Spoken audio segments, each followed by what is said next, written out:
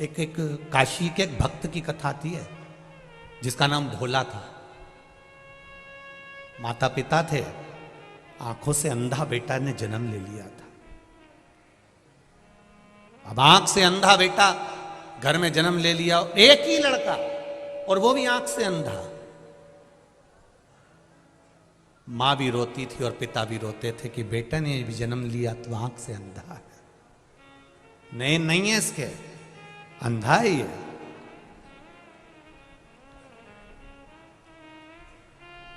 बेटे को जैसे तैसे माता पिता ने पाल पोस कर बड़ा करा।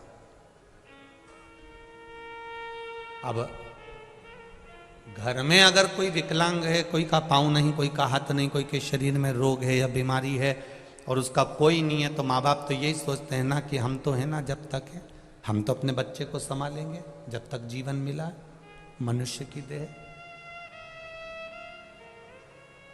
मेरा बेटा है, मुझे संभालना है। अंधे बेटे को, जिसका नाम उन्होंने काशी में भोला रख दिया था, उस भोला को वो संभाल रहे। 84 लाखवें नंबर की योनि है मनुष्य की। 83,99,999 योनियां काटने के बाद यह मनुष्य की योनि 84 लाखवें नंबर की आती है। 21,600 श्वास रोज प्रतिदिन इस शरीर से निकलती है। 3.5 करोड़ पूरे शरीर में रोम छिद्र हैं। ये 3.5 करोड़ रोम छिद्र भगवान ने दिए। 21,600 श्वास प्रतिदिन शरीर से निकल रही है। 83,99,999 योनियां छोड़ने के बाद मनुष्य की देह मिलती है। और वह मानव की देह अगर हमने केवल निंदा में, बुराई में, चुगली में, गलत कार्य में निकाल दिया तो हमारा जीवन व्यर्थ है। फिर उस जीवन का कोई महत्व नहीं है जो शिव जी ने दिया। करो आपका बल, आप अपने जो बच्चों को बल दे रहे हो। काशी में रहने वाला भोला, उसकी माता पिता ने बल दे दिया कि अगर हम मर भी गए, हमारे प्राण चले गए, तो बेटा कम से कम शंकर के मंदिर जा रहा है, शंकर का गुणगान कर रहा है, शिव का भजन कर रहा है, शिव मंदिर में बैठेगा, भगवान का भजन गाएगा, तो जितने लोग मंदिर में आएंगे कम से कम वो तो सहयोग करेंगे। आप लोग जिस मंदिर में जल चढ़ाने जाती होगी ना, 2-4 महिलाओं की तो आपस में इतनी फ्रेंडशिप हो गई होगी, इतनी फ्रेंडशिप कि एक दूसरे के बिना रहे ही नहीं। और कहीं कहीं की तो यहां भी आई होगी तो ग्रुप में आई होगी, हम तो उस मंदिर वाले हैं, वो भी ग्रुप में बैठी होगी कि हम उस मंदिर वाले हैं, हम लोग वो कथा सुनने के लिए।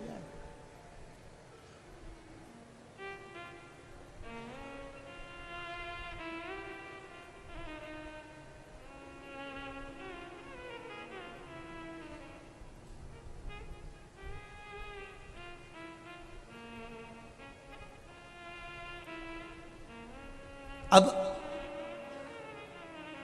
कम से कम मेरे बेटे को, शंकर भगवान के जितने मंदिर में आने वाले लोग हैं, वो मेरे पुत्र को देखेंगे, संभालेंगे। हमारे प्राण छूट भी गए तो हमारे बच्चे को कम से कम मंदिर में आने वाले देख लेंगे, संभाल लेंगे। ये जानकर माता पिता ने अपने पुत्र को शिव मंदिर ले जाना चालू कर दिया। बेटा बड़ा हो गया, मंदिर जाते रहे। एक दिन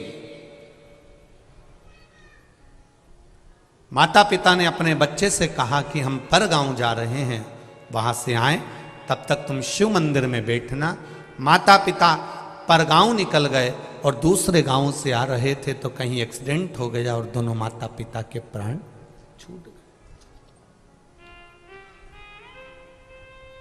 भोला शिव मंदिर में बैठा हुआ है, उसकी भक्ति।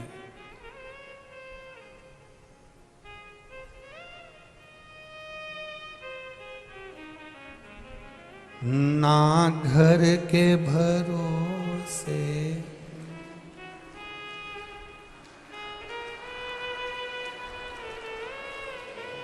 वाह, कानपुर वाला तुम्हें भजन तो याद होगा ही पक्का। धन्य धन्य भोलेनाथ दया करना, मैं तेरे भरोसे मेरे बाबा दया करना, मैं तेरे भरोसे ना घर के भरोसे हूँ, ना परिवार के भरोसे हूँ, ना घर के भरोसे हूँ, ना परिवार के भरोसे हूँ।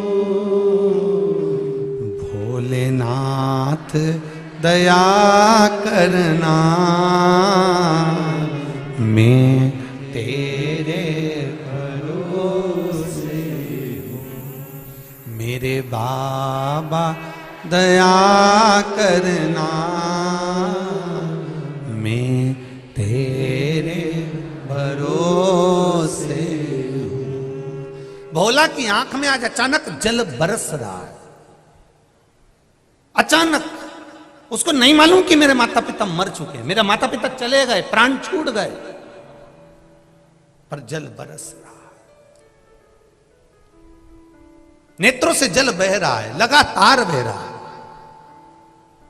एक भाई वहां रोज जल चढ़ाने आता था शिव जी के मंदिर में। उसने पूछ लिया, आज तेरा आंखों से जल बह रहा है, आंसू निकल रहे हैं, क्या बात है?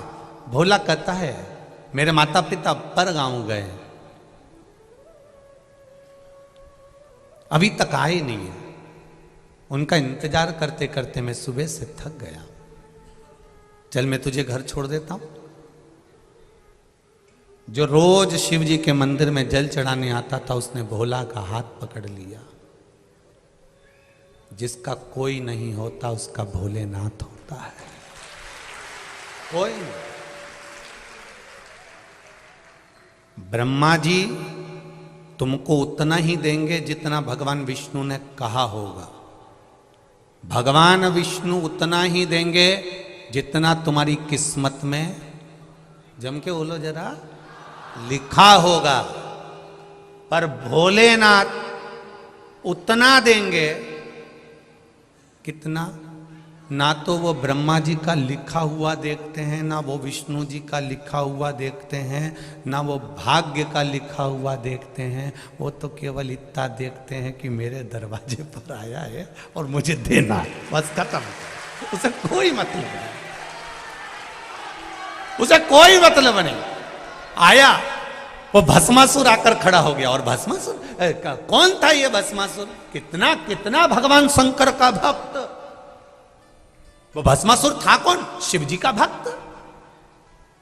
इतनी पूजन करता था शंकर जी की, इतनी पूजन करता, शंकर जी प्रसन्न हो गए। शंकर जी ने कहा, मांग, तुझे क्या चाहिए? बस आपकी सेवा करना चाहता हूं। शंकर जी ने कहा, ठीक है, कर ले सेवा, मेरे को काम बता।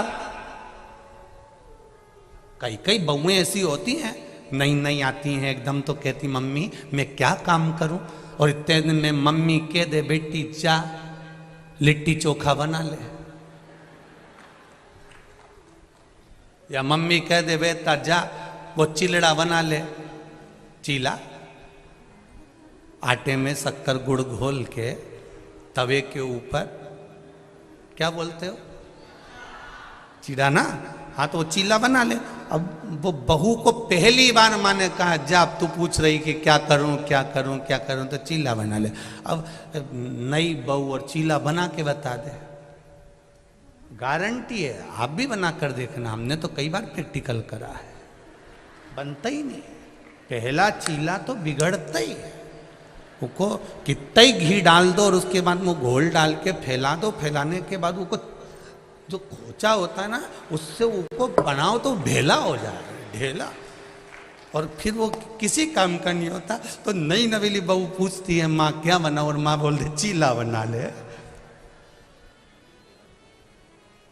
और इतने में बनाया, वो तो ऐसा बन गया। उसने सोचा करूं क्या, तो उसने चूल्हे में ही डाल दिया। सास को खुशबू आई, क्या जल रहा है? कहीं नहीं, चीला देख के मेरा दिल जल रहा है। अब बोल तो सकती थी कि वो चीला जल गया, अब बोले तो बोले क्या।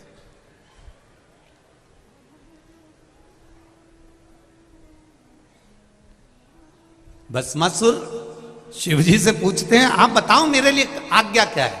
शंकर भगवान ने कहा क्या आज्ञा करूं तेरे को। नहीं मेरे को कोई काम बताना पड़ेगा। नंदी को भी आपने काम दिया, भृंगी को भी काम दिया, श्रृंगी को भी काम दिया, सबको काम दिया, मुझको काम बताओ। शंकर भगवान ने पार्वती जी से पूछा तू बता इसको क्या काम बताऊं। एक तो इसमें अक्कल नहीं है। शंकर भगवान जैसे ही बोले तो पार्वती जी बोलिए आपका भजन करने वाला जितना भी है, शंकर भगवान रावण कंस जितने देखो शिव जी के भगत, तुम देखना तुम्हारे कानपुर के किसी मंदिर में जाकर बैठना, थोड़ी देर जल चढ़ा रही है, इतनी देर में पीछे से कहीं का आ गया और चिल्ला के हार हार। अब सिर पे पल्लू रखी तो पहले पलट के देखी है कौन है, ऐसा भयंकर चिल्लाया है। तो अब इसको थोड़ी बहुत अकल होती तो कोई पूजन कर रहा बेचारा घबरा जाएगा, डर जाएगा, तो चिल्ला चढ़ाया। अब भस्मासुर बोले मुझे सेवा बताओ। शंकर जी ने पार्वती से पूछा अब तुम बताओ क्या सेवा दूं। पार्वती जी बोली बहुत सारी सेवा है, तुम्हारी सेवा में कमी है क्या। इसको कह दो कि मुझे रोज शमशान की राख चाहिए शरीर पे लगाने के लिए, लाए। शिव जी ने कहा सुन भस्मासुर मेरे शरीर पे लगाने के लिए रोज मुझे ताजी शमशान की राख चाहिए, जा लेकर आ। भस्मासुर ने कहा मेरे को कोई काम मिल गया इससे बढ़कर और कुछ भी नहीं चाहिए, अब आपने काम बता दिया अब मैं करूंगा। और भस्मासुर रोज जाता शमशान की राख लेकर आता। उसकी पत्नी पूछती कहाँ जा रहे हो, शमशान की राख लेने जा रहा हूं शिव जी की सेवा के लिए। रोज जाता रोज राख लाता। एक बार राख लेने गया तो राख ही नहीं मिली, सब दूर शमशान शमशान घूमता फिरा, कानपुर भी आया था नहीं मिला, अभी नहीं मिला, सब दूर घूमा और राख ही नहीं मिली। शिव जी ने कहा तू मेरे लिए शमशान की राख नहीं लाया। भोलेनाथ मैं सब दूर ढूंढी नहीं मिल रही, अब क्या करूं। इतने में इसने अपनी पत्नी से पूछा मेरे भोलेनाथ जी के लिए शमशान की राख नहीं मिल रही है, मुर्दे ही नहीं आ रहे हैं, अब क्या करूं। अब तो मुझे मेरा शरीर जलाना पड़ेगा और अपनी राख शिव जी को देना पड़ेगी।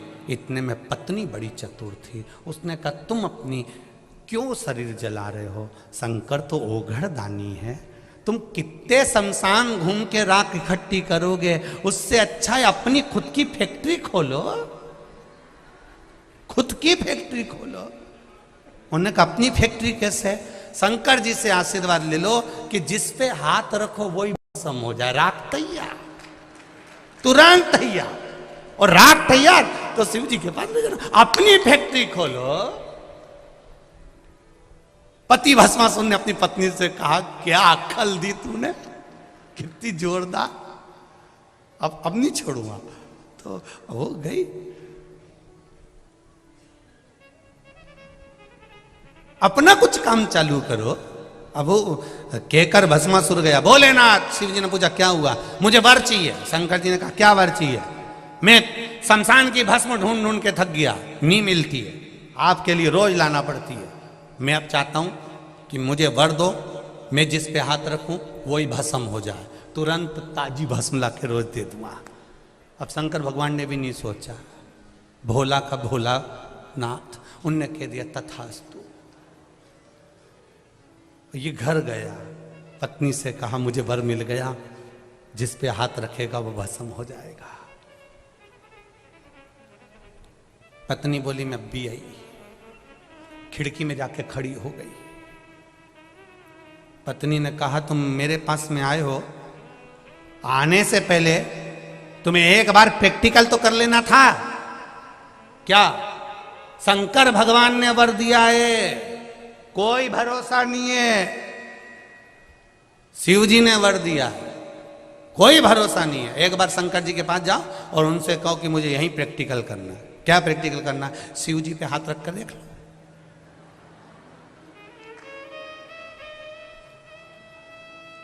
भस्मासुर ने कहा तू बिल्कुल सही बोली है।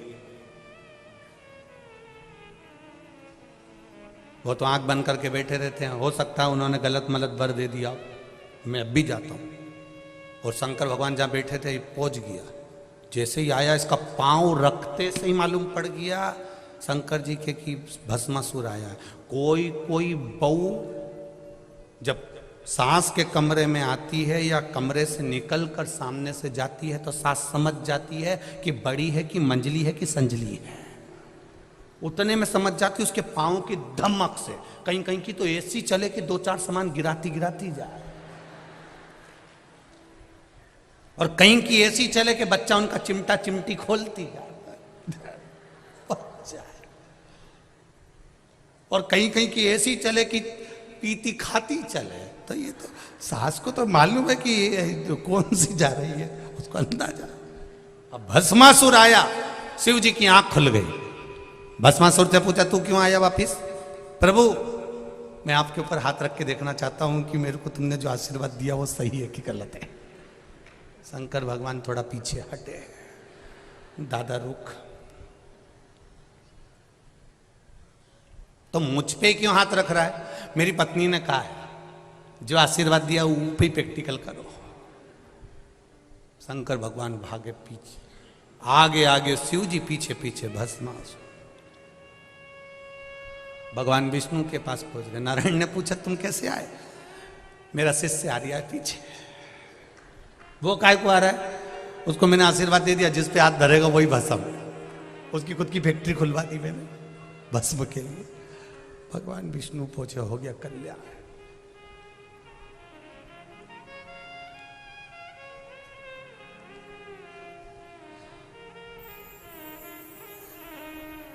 रावण को बाबा तूने लंका दिया रे, भस्मासुर को तूने कंकण दिया रे। रावण को बाबा तूने लंका दिया रे, भस्मासुर को तूने कंकण दिया।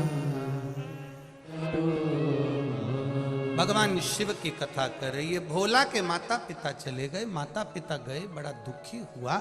उसे ज्ञात नहीं है कि कोई चला गया। घर मंदिर आने वाला व्यक्ति हाथ पकड़कर ले जाकर जब घर पर छोड़ा तब मालूम पड़ा कि भोला के माता पिता चले गए। ये आंख से विहीन है, नेत्र विहीन।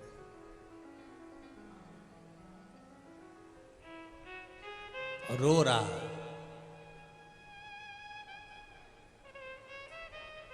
आंखों से आंसू बह रहे। किसको कहे? अब माता और पिता दोनों ही चले गए, अकेला भोला है घर में जिसके नेत्र नहीं। फिर निवेदन है जिसका कोई नहीं उसका तो भोला है। फिर कहेंगे कानपुर कल्याणपुर वालों को तो मौका मिला है सुनने का, क्या देगा वो 3 महीने में, ये तो वही जान सकता है। हम वर्णन नहीं कर सकते। इतना जरूर जानते हैं, आप दिल से कथा सुनो। जहां बैठे हो, चाहे टीवी के सामने, चाहे मोबाइल पर, जहां बैठकर कथा सुन रहे हो, चाहे इस पंडाल में बैठकर कथा सुनो, दिल से सुन लो। यहां दिखावे का काम नहीं है। हम लोग भी शिव महापुराण की कथा के माध्यम से आपको केवल इतना कहना चाहेंगे, दिखावे से कभी शिव प्रसन्न नहीं होता। सरल बनकर, सहज बनकर हृदय से शंकर की भक्ति को धारण करो। जितना सरल बनकर करोगे, झूठ कपट और प्रपंच से कभी शिव प्रसन्न नहीं हुआ, कभी प्रसन्न नहीं हुआ। सारी समस्या का हल एक लोटा जल है, पर छल से चढ़ाया गया जल भी शिव को स्वीकार नहीं है। आप छल से मत चढ़ाओ। 3 घंटे की कथा में से आधा घंटा तो हमारा आशीष भैया ले लेता है, बचते हैं 2.5 घंटे। चुप रहकर, मौन रहकर जितना आनंद ले सकते हो, हम तो 7 दिन लुटाने के लिए आए हैं, जितना आपके भीतर आप ले सकते हो और जो बाबा से कह सकते हो। कुबेर भंडारी की ये कथा है, दिल से कहो, दिल से सुनो, वो दिल से कहोगे और दिल से सुनेगा तो दिल से दिए बिगर रहेगा नहीं, निश्चित।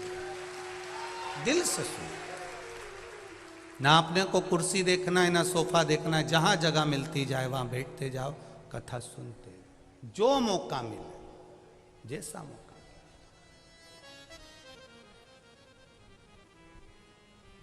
ये मौका फिर नहीं मिलने वाला। बड़ी मुश्किल से कितने सालों के बाद कानपुर की धरा पर यह कथा हो रही है। हमारी भी छठी पीढ़ी कानपुर में रही हुई है, हम भी कान्यकुब्ज ब्राह्मण, और छठी पीढ़ी के बाद कहीं भोलेनाथ ने यह कानपुर की धरा पर बुलाया है तो मुझे लगता है मेरे परिवार में बैठकर कथा बाज रहा। हम भी कान्यकुब्ज ब्राह्मण, यही कानपुर की धरा के दिए हुए हैं, इसी गंगा के घाट के रह निवासी पूर्वज रहे होंगे जो सीहोर जाकर बस गए होंगे, पर उसकी कृपा है। आज परिवार के बीच में कथा हो रही है तो कोई हमारी जीजी है, कोई हमारा जीजा है, कोई हमारा काका है, कोई हमारी काकी है, यहाँ तो सब रिश्तेदार बैठे हुए हैं। कथा का आनंद लेना है, जीवन की सार्थकता ग्रहण करना अपने आनंद के साथ।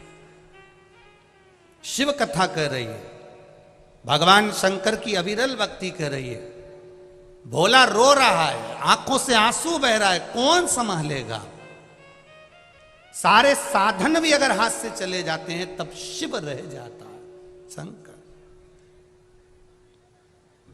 कौन रहा? जब सतयुग, त्रेता, द्वापर, कलयुग सब समाप्त हो जाते हैं, पूरी पृथ्वी जल में मग्न हो जाती है, तब भी जब कोई नहीं रहता तब मेरा शिव रहता है, एक बुलबुले के रूप में रहता है, एक बिंदु के रूप में रहता है। हम पहले कथा में कहे, आज फिर कहते हैं, पूरे विश्व की भूमि को, जमीन को खोद कर देख लो, उसमें कंकर रूपी शंकर का शिवलिंग जरूर निकलेगा, ये निश्चित है। पूरी पृथ्वी खोद लो,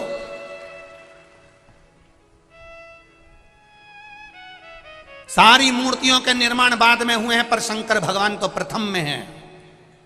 ना जाने कितने सतयुग, ना जाने कितने त्रेता, कितने द्वापर, कितने कलयुग निकल गए, तो भी मेरा शिव है और मेरा ओघड़दानी रहेगा, वो निश्चित है और रहना है उसको।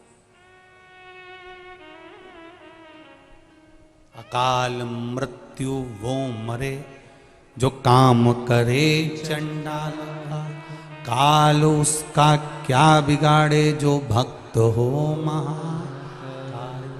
जो शिव का उपासक होता है उसका बाल बक्का नहीं हो सकता, शंकर की आराधना करने वाले का बाल बक्का नहीं हो सकता। ये निश्चित है कि जन्म मरण परण तीन शिव के हाथ में है, मृत्यु जहां लिखी हुई है वहां तो हम पहुंचेंगे। तुम कहो कि सियोर वाला महाराज किसी की मौत को रोक दे, किसी की मृत्यु को रोक दे, तो मुश्किल है। आपकी मृत्यु, हमारी मृत्यु, ये सब परमात्मा ने जो तारीख, जो पल, जो घड़ी, जो दिन, जो नक्षत्र, जो समय, जो परमात्मा ने लिख दिया, वो निश्चित है कि उस पल, उस घड़ी, उस क्षण में हमारी मृत्यु होगी। जो विधान पर लिखा हुआ है उसे कोई टाल नहीं सका।